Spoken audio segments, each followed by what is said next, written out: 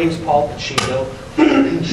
Excuse me. I'm the candidate for Republican candidate for New Mexico House of Representatives in District 23. I'm a retired Albuquerque police officer. I did 27 years with APD. My wife and I are small business owners. We own a drug and alcohol rehab center in Albuquerque, which does not accept any public funding, I would like to let you know. So I am not going up to Santa Fe to feather my own bed. I'm not trying to make money from the state or the federal government.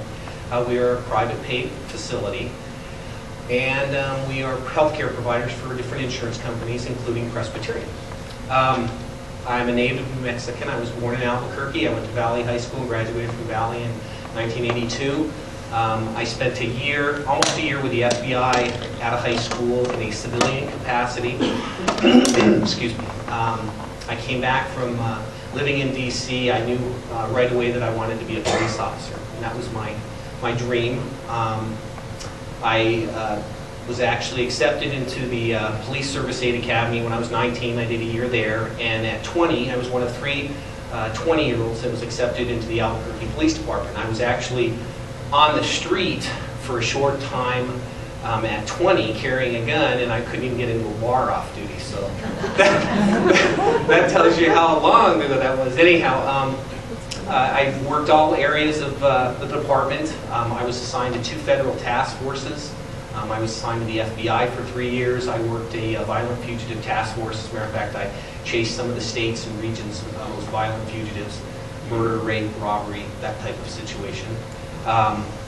I also spent almost 3 years with the United States Marshal Service, assigned there doing the same thing.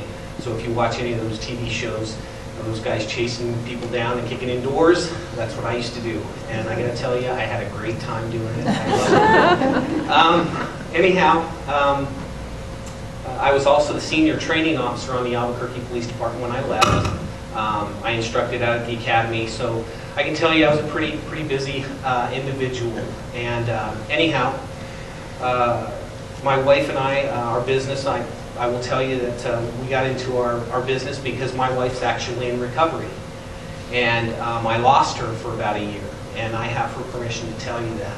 And so I had to send her to California, where she's been sober now for 6 years. And when she came back, and this is a kind of a painful thing because families, I think every family has painful experiences, and we all have things that happen to us.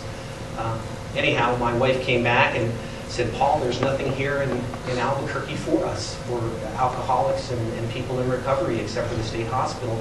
I'd like to open a treatment facility, a small home. I can tell you, you probably could knock me over with a feather on that, but we pulled money, equity out of our house, and we opened a little place out here in Rancho, off of 528 and Idalia, actually. And my wife, God bless her, worked her keister off, and I helped her along with the financial issues, and we've grown this business, and we recently moved from Rio Rancho out to Albuquerque, up into the northeast heights of Albuquerque, and we now have a 17-bed facility up there. And my wife, love her to death. It's because of her dedication and her commitment to her community and trying to give back to the community. So anyhow, that's kind of my personal story. I'm the bean counter in the company, and so I make sure that we have money to operate and make sure that we're doing all the things that we're supposed to be doing. Anyhow, that's pretty much it as far as who I am. I will tell you that being a law enforcement officer, I'm a law and order guy, and I swore to uphold the Constitution. It's been 29 years now. And the Constitution is what I'm running on. I think that we've gotten away from the Constitution. And as the judge said so eloquently, we've got judges legislating from the bench and who aren't really paying attention to law. So I'm running for the legislature. I was asked by the governor to run again. I ran 2 years ago. And I am very honored and proud to have her support. And so that's pretty much it. Any questions? I'd love to answer any questions. Okay, there's quite a few out here apparently, so I'll start with this one. With redistricting, we found that it got so confusing, most of us don't know where one district starts and one ends. Would you describe to us your district that you're running for? Oh, boy. Yeah, it is. It's convoluted, and I'll do the best I can. In Rio Rancho, I only have 2 precincts, 32 and 33. And that's up in the Intel area, and then east of 528 towards Golf Course, and then south of Golf Course a little bit. It's just really convoluted. And then I have most of Corrales, and then I have a portion of Taylor Ranch, so from like Paseo to Montano, Golf Course down to Coors is one precinct, and then it shoots all the way up Montano to Unser, and I have 4 different precincts in there, so it's like 20, which is what I'm walking now, 110, 111, 114, and then it swings back towards Cottonwood Mall. I think it's 171 and 84. It's just really difficult, so I apologize for not being able to give you a simple answer. It's very convoluted, and in the redistricting, they took about 3 percentage points away from the Republicans. So it's it's close to 50-50. It leans a little bit more R, close to 51-49. Her question is next, but if someone wanted to know, do you have your district on the website? There's a map on the website. It's People for Paul Pecheco, and everybody always asks me, why do you pronounce it Pecheco?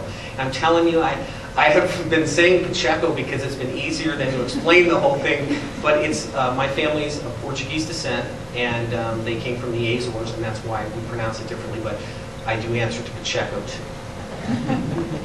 As it turns out, I'm in one of those districts, so I could be voting for you. Gosh, and I just lost my question. Oh, I know what it was. Okay, so the 10th Amendment to the U.S. Constitution gives the states the power to nullify federal legislation that we oppose on constitutional grounds. It's rarely used, if at all, but is that something that you would be willing to introduce if you were elected? Are you talking about the health care issue? Or the NDAA? Absolutely. Basically, the state constitution is, I mean, that's what I'm going up there for. A lot of people ask me a lot of questions about federal stuff, which I have no say in. And as a representative, obviously, I will tell you right now, I believe in states' rights and limited government, and we shouldn't be spending more than we make, which is, you know, I mean, you don't have to be a mathematician to understand those types of those theories and those ideas. So absolutely.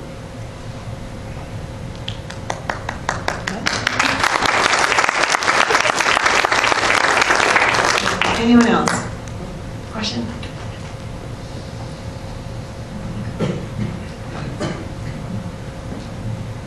So Paul, why do you feel that you are a better choice for us than your competition, Marcy Blaze, who refuses to respond to our requests for information? You don't have that long.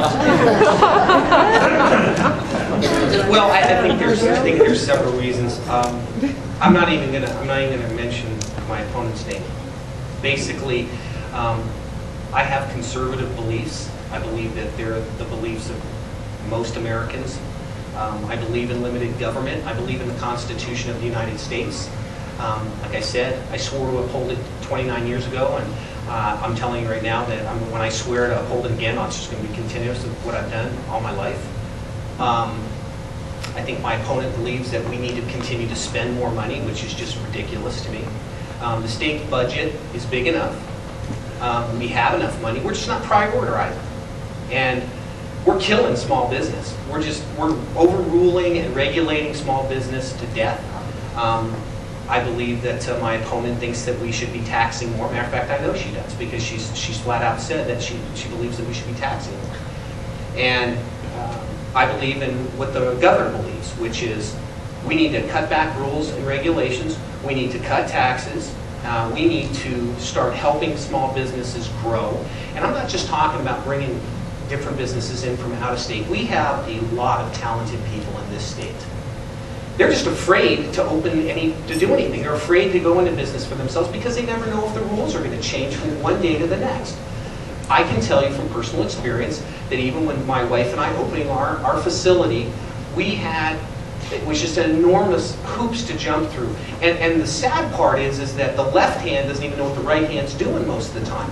Because you'll go to one group and you'll say, okay, this is what the rules are over here, and we need to follow them. Next thing you know, you go over there and you go to another group within that has some sort of control over the business, maybe another division, and they, oh, wait a second, it's in direct conflict with what you just did from another part. So this is we've gotten so complicated and complex, and we feed and regulate that nobody even knows what it is anymore. And so I just think that this is not really a complicated matter for us. We need to simplify rules. We need people. We all know that we need laws. We all know that. We understand that we live in a country that was founded on that. There's rules, but basic rules. And you shouldn't have to be a judge or an attorney to figure out what's right and what's wrong. And most of us want to do what's right. And I will tell you that I'm not so insensitive that I don't understand that there are people in our state that need help, legitimately need help. But on the flip side, I don't believe that the vast majority of people that are getting entitlements need the help. And so we cannot continue at this rate. We cannot. We have to start reeling in spending. And I think the governor is on her way. I think she's got some good ideas.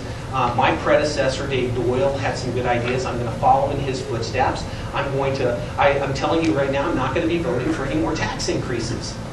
And we need to cut taxes and simplify things. So I will tell you, I will stand here humbly before you and say I do not have all the answers. There are certain issues that I don't know real well, but I can tell you this, that you're not going to hear me on the 6 o'clock news or see me in the paper opening my mouth and saying something when I don't have the facts. I'm going to be very careful. I'm going to be very respectful. And you are going to hear someone when I'm talking to my fellow representatives. I'm not going to be obnoxious or abusive. I'm going to be polite and respectful because I think that's what we need to. We don't have enough politeness and respectfulness in this city and state and in this country right now. Believe me, I'm going door to door, and I've been very well received. I will tell you, I walked a precinct. I walked just under 700 doors in 9 days. I just finished it yesterday, and only had 2 or 3 people that were really outreached. And so, anyhow, all I can tell you is that I'm not going to make you a bunch of fancy promises. I will tell you I'll work hard. I'll do the best job I can, and I will try to make the right decisions for the right reasons.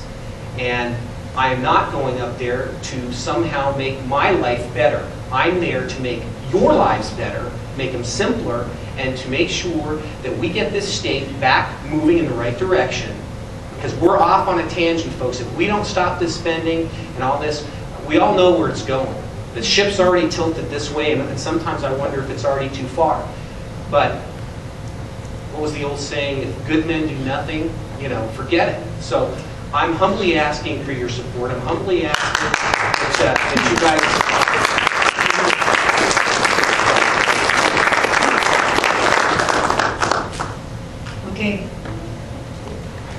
Okay, great. Okay, thank you very much, folks.